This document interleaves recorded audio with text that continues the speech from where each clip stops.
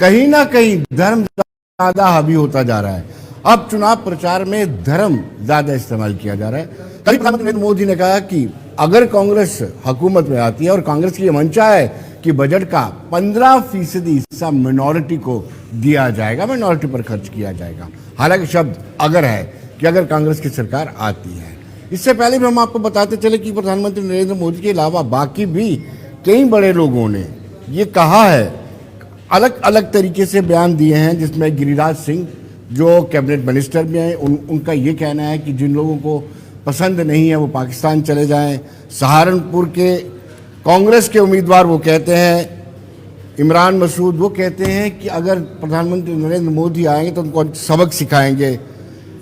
Hiralal BJP के उम्मीदवार हैं, उन्होंने सोनिया पे तंज कसा है। बेनी प्रसाद उन्होंने कहा कि राष्ट्रीय स्वयंसेवक संघ का सबसे बड़ा गुंडा जो है वो कहीं न कहीं प्रधानमंत्री नरेंद्र मोदी है। और बाकी हम सब जानते हैं कि धर्म को लेकर के कितनी राजनीति हो रही है और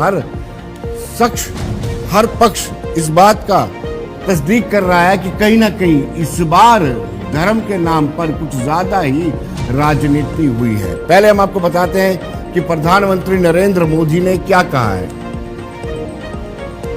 इस सरकारें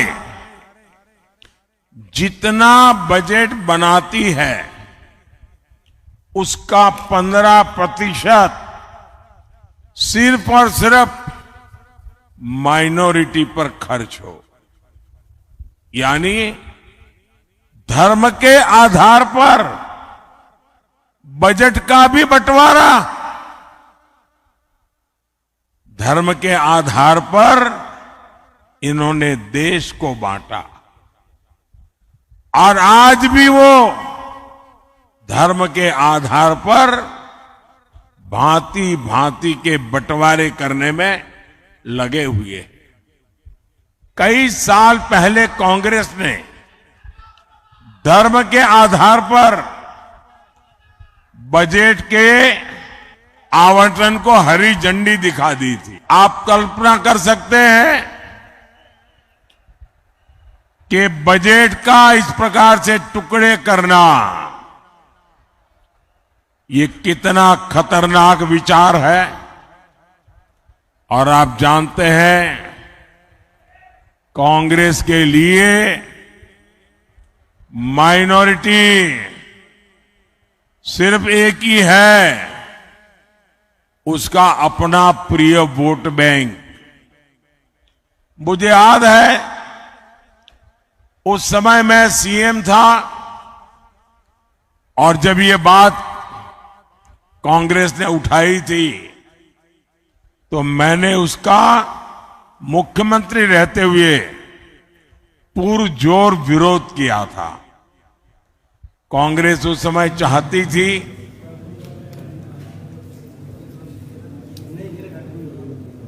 तो दर्शकों आपने देखा कि किस तरीके से धर्म का प्रयोग दोनों ही ब्लॉक्स, इंडिया ब्लॉक हो या एनडीए, जमकर इस्तेमाल कर रहे हैं और कोशिश करते हैं कि धर्म के नाम पर वोट को विभाजित किया जाए, ध्रुवीकरण की राजनीति की जाए और कहीं ना कहीं जीत हासिल की जाए। लेकिन आपको बता दें, जब धर्म और राजनीति आपस में मिल जाते हैं तो मानवता के आशियाने जलाए जाते हैं। सदियों पुराना वो इतिहास गवाह है, स्वार्थ में एकलव्यों के अंगूठे दक्षिणा में लिए जाते हैं। तो आप अंदाजा लगा सकते हैं जब राजनीति और धर्म एक साथ जुड़ जाते हैं तो कहीं ना नुकसान आवाम का ही होता है। इसी पे चर्चा करेंगे कि आज धर्म का इस्तेमाल राजनीति में कितना ज्यादा किया जा रहा है, कोई इससे अछूता नहीं है। इस पर हम चर्चा करेंगे। आरएस गिल मेरे एक्सट्रीम राइट पे हैं, संपादक हैं, आपका स्वागत है। वरिष्ठ पत्रकार हैं, नॉर्थ लाइन के एडिटर इन चीफ हैं, आपका स्वागत है। जयदेव रजवाल भाजपा से ताल्लुक रखते हैं, रजवाल साहब आपका भी स्वागत है। हमारे लेफ्ट में जगदीप सिंह जी हैं, सहाफी भी हैं, साथ में बहुत काम किया सहाफत के बाद अब राजनीति का कैरियर शुरू किया, कांग्रेस से ताल्लुक रखते हैं, आपका भी स्वागत है। और मनीष साहनी जो उद्धव ठाकरे गुट शिवसेना से हैं, आपका भी स्वागत है। मैं शुरुआत जयदेव रजवाल से करूंगा। इतनी मजबूरी बन जाती है कि चुनाव के दौरान आपको धर्म का साथ या धर्म को सीढ़ी बनाना पड़ता है। चुनाव की बात नहीं है विनोद जी, माननीय प्रधानमंत्री जी ने जो कहा बिल्कुल सही कहा। उसके बहुत सारे उदाहरण हैं, उसके बहुत सारे एग्जाम्पल्स हैं, उसकी बहुत सारी ऐसी चीज़ें हैं जो प्रैक्टिकल कांग्रेस पार्टी ने टाइम एंड अगेन अपने अपने राज्यों में, अपने अपने क्षेत्रों में उसको इम्प्लीमेंट किया। अगर हम लोग जम्मू कश्मीर की अगर हम लोग बात करते हैं तो जम्मू कश्मीर में पर्टिकुलरली अगर किसी एक पर्टिकुलर रीजन को या एक पर्टिकुलर एरिया को अगर उन्होंने फायदा पहुंचाने का प्रयास किया, उसकी बहुत सारी एग्जांपल्स हैं। जम्मू कश्मीर की 2014 से पहले की अगर आप पूरे का पूरा समीकरण आप देखें तो आप देखें कि किस तरह से सबसे पहले तो जो हमारा उस टाइम पे जब 87 सीट्स होती थी तो वो किस तरह से उसको करने का प्रयास किया गया था। क्या आप माननीय प्रधानमंत्री जी गलत बोल रहे हैं क्या कि इन्होंने हमेशा ऐसा किया? अगर हम लोग डेवलपमेंट की बात करें, हर चीज की बात करें, I am coming to that point. 87 seats थी असेंबली की और उसमें जम्मू रीजन को कितनी दी गई, कश्मीर रीजन को कितनी दी गई और क्यों दी गई और उसके रीजंस क्या थे, ये उसको दर्शाता है कि किस तरह की इन कांग्रेस पार्टी की ये सोच रही है। अगर बात करें डेवलपमेंट की, ऐसा क्यों है कि 2014 से पहले आईआईटी जम्मू में नहीं था, वो वहां पे ही बनाने का प्रयास किया। आयुर्वेदिक कॉलेज की अगर हम लोग बात करें, जो चल रहा था उसको भी यहां पे बंद किया। और उससे पहले अगर हम बात करें कॉलेजेस की बात करें, मेडिकल कॉलेजेस की बात करें, तो पर्टिकुलरली किसी एक सेक्शन ऑफ सोसाइटी को खुश करने के लिए कांग्रेस ने ये हमेशा ओवर एंड अगेन ये करने का प्रयास किया। आपको नहीं लगता है कि तुष्टीकरण की नीति आप इख्तियार करते रहे हमेशा ही, अपीजमेंट की पॉलिसी?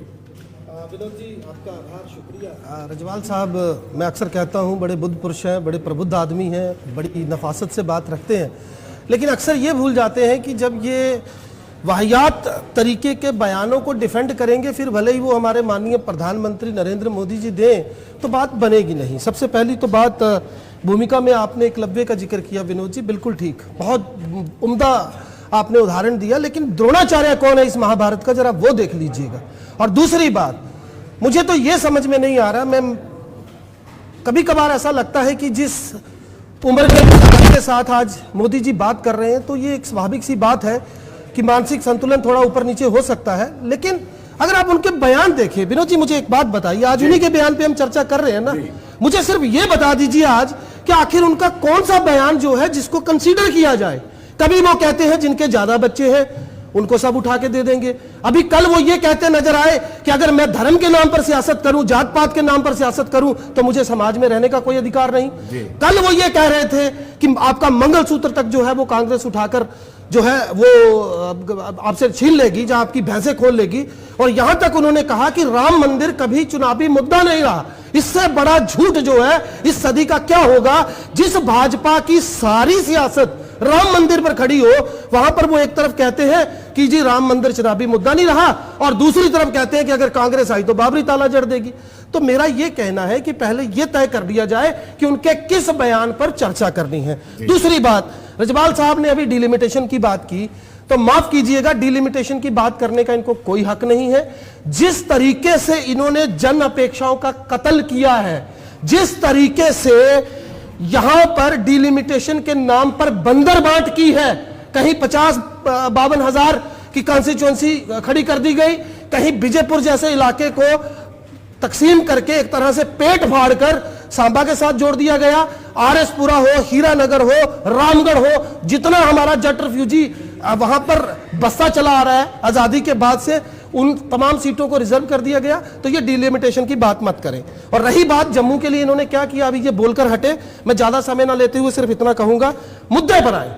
स्मार्ट मीटर्स पर बात करें अपने कार्यकाल की, आप बात करें टोल प्लाजास पर, और इसमें यह भी मैं जोड़ दूं कि अभी ये जो जैसे इन्होंने टोल प्लाजा रोड में हटाया है, तो जो ठंडी खुई में ये बड़े बड़े वो वहां पर वो लगाकर बैठे हैं, मैं समझता हूं जो इन्होंने तामझाम लगाया है उसका भी जवाब दे दे वो क्या है। और ये भी बता दे कि जो नई बस्ती में इन्होंने किया अतिक्रमण के नाम पर, स्मार्ट मीटर्स के नाम पर, उस पर इनका क्या है। और ये बात करते हैं डिलिमिटेशन की, डिलिमिटेशन में जिस तरह से लोकसभा की बात करें या असेंबली की बात करें, किस तरह से इन्होंने कॉन्स्टिट्यूएंसीज को बना के रखा हुआ था, ये भूल गए। जम्मू को इन्होंने सेकंड क्लास सिटीजन बना के रखा हुआ। देश में बड़े अरसे से होती है और अभी भी हो रही है, अब कुछ लेकिन ज्यादा है, सबसे पीक पर ज्यादा है। देखिए, एक तो हो गया चुनावी शोरगुल जी। चुनावी शोरगुल में तो it's a free for all, कोई कुछ भी बोल सकता है।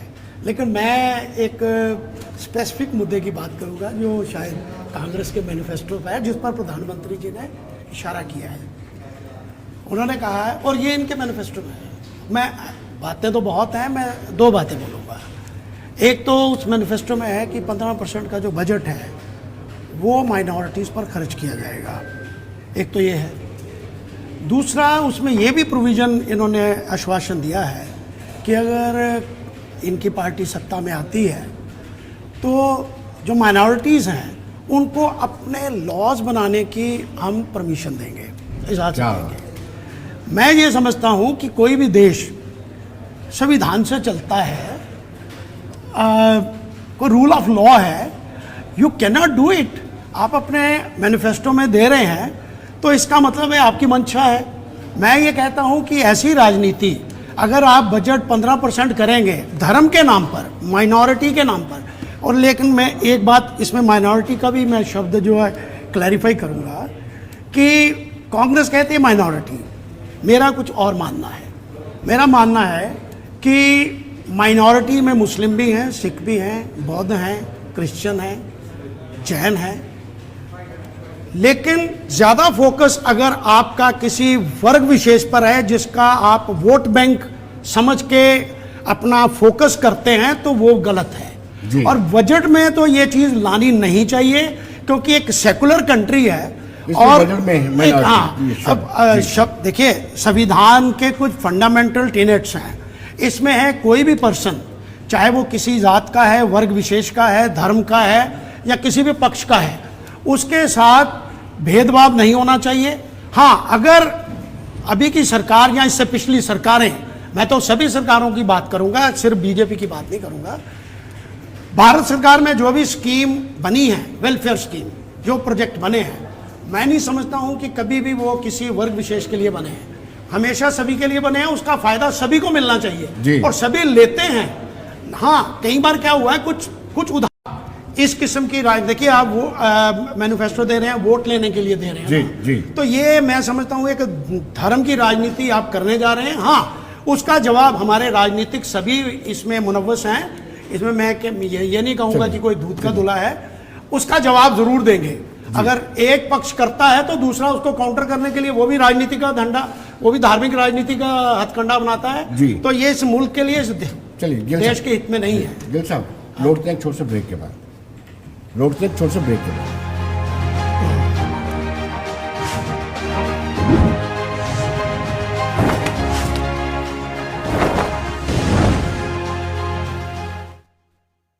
कि 15% बजट का माइनॉरिटी को देने जा रहे हैं, आपके घोषणा पत्र में, मैनिफेस्टो में है। दूसरा, अगर आप जीतते हैं, जीत के आते हैं, तो आप अलग अलग धर्म को अपना कानून बनाने, एक तरफ भारत कह रहा है कि यूनिफॉर्म सिविल कोड की तरफ जाना है और दूसरी तरफ आप इस तरह, क्या ये अपीजमेंट नहीं है? क्या इसको ध्रुवीकरण नहीं कहते?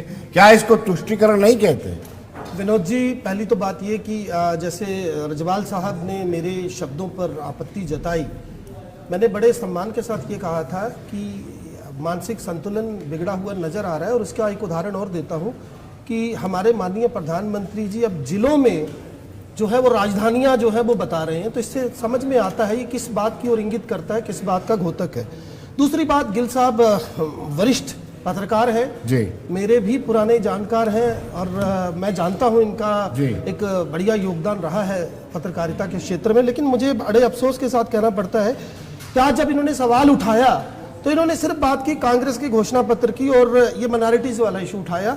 यद्यपि मुझे तवक्को थी इनसे कि ये बात करते और अप्रिशिएट करते कि कांग्रेस के घोषणा पत्र में गरीबी से लेकर बेरोजगारी तक और कुपोषण से लेकर भ्रष्टाचार तक जैसे मुद्दों को प्राथमिकता दी गई। रही बात माइनॉरिटीज की, तो मैं ये बता दूं कि सुरेंद्र नगर गुजरात में मोदी जी का ये बयान है जिसका ये हवाला दे रहे हैं, मैंने अभी इसे वर्कआउट किया है। तो देखिए कहा क्या गया है और बताया क्या जा रहा है, तिल का ताड़ और राई का पहाड़ कैसे बनाया जाता है कांग्रेस के घोषणा पत्र में। और मैं अनुरोध करूंगा कि एक बार की उसे अच्छे से दोबारा देख ले मेरे साथी मित्र। उसमें केवल इतना कहा गया है कि जो जहां तक माइनॉरिटीज की डेफिनेशन है उसमें यह जोड़ते हुए कहा गया है कांग्रेस के घोषणा पत्र में कि यह सुनिश्चित किया जाएगा कि वो तमाम पिछड़े वर्ग उनको फेयर शेयर जो है वो उनका हासिल हो, किसी के साथ कोई जाति ना हो।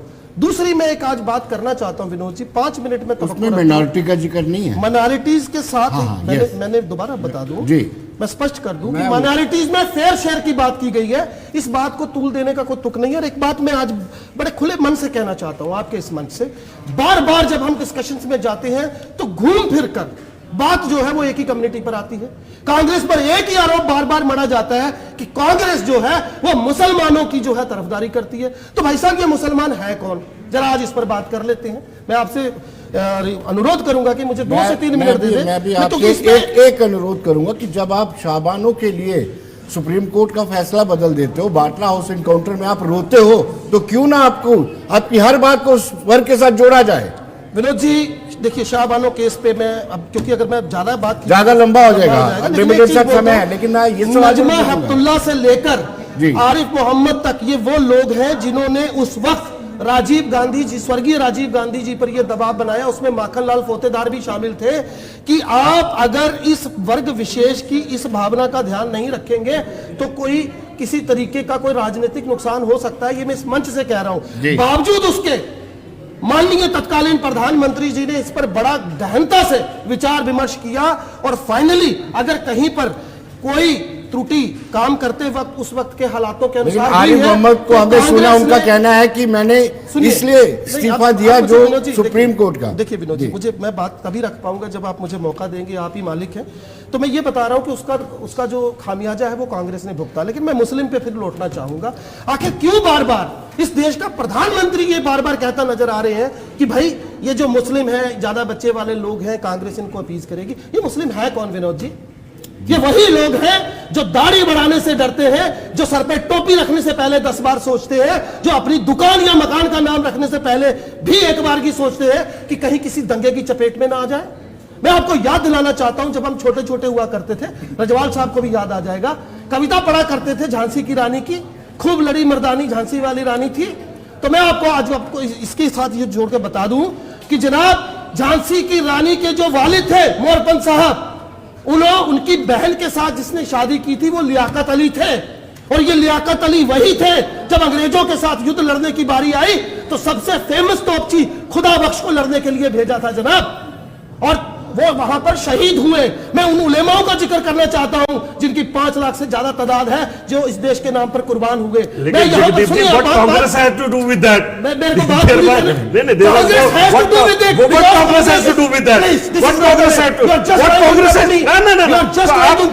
झांसी की रानी की बात कर रहे हैं, was there Congress at that time?